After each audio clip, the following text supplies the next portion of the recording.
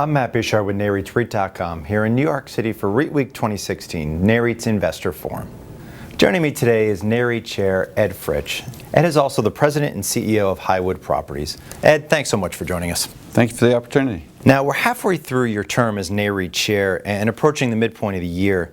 How would you sum up the current state of the REIT industry? The REIT industry is healthy, as evidenced by the very stout attendance at REITWeek 2016 that's going on now. Very robust attendance here. Fundamentals across the sectors are healthy. Balance sheets are improved. Dividends are fortified. Interest in investment is strong. So I would sum it up in the word healthy. Now, in just a few short months here, real estate's going to become the 11th headline sector in the global industry classification standard. And equity REITs are going to make up the lion's share of that new sector.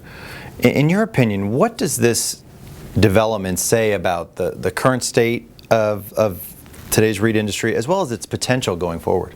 Yeah, lion's share indeed. Some 97% will be equity REITs. So I think this is a watershed moment. There will be some impact rather quickly, but I think most of it will be over the long term.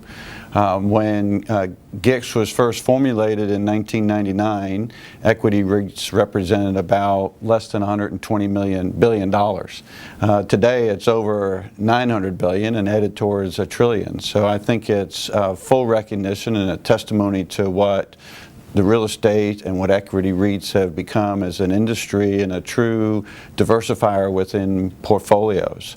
So I think it's a very positive move, and it will have near-term and long-term impacts for the industry. And lastly, you know, as you said, the GICS change is just one tailwind that's in the industry's favor. But either from your position as NAREIT Chair or the head of Highwoods, what's one or two other issue that you're keeping a close eye that could have a big impact going forward? Well, there are a number of things, and of course the GICS issue could mean increased capital flows, it could mean decreased volatility, but other things that we in the industry think about or monitor are vast, and there are always important things to think about and monitor, whether it be on a global basis with regard to global unrest and border jostling, or the UK's upcoming vote on June 23rd.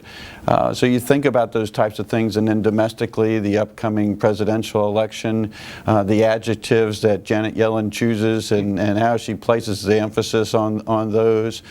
There's a broad mosaic of things that I think all of us in the industry constantly monitor.